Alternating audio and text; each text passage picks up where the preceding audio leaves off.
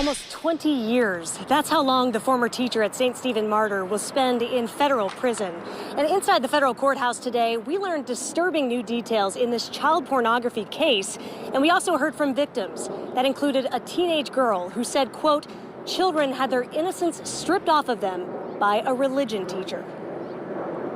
Even the most innocent of pictures can be turned into something heinous. Images morphed into child pornography landed Jordan Fouts in prison for the next 2 decades. On Friday in federal court, a judge accepted a plea agreement sentencing the former religion teacher at St. Stephen Martyr Catholic School to 19 years and 7 months in prison. My client's 40 years old.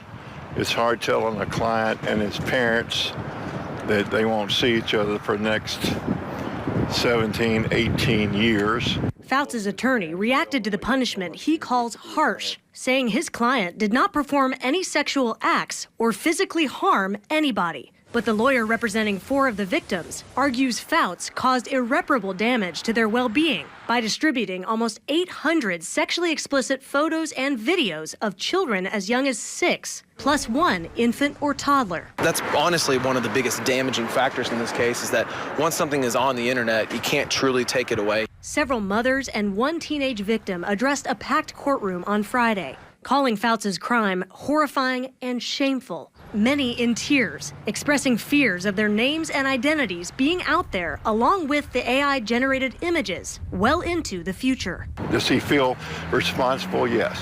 Does he feel that he is sorry that this affected and impacted so many people? Yes, obviously. The judge said Fouts abused his trust as a teacher at St. Stephen Martyr and ordered him to register as a sex offender during 30 years of supervised release following his prison sentence. I think that is good for the victims and their families. It gives them peace of mind that he'll be monitored for most of the meaningful part of what he has left to live here.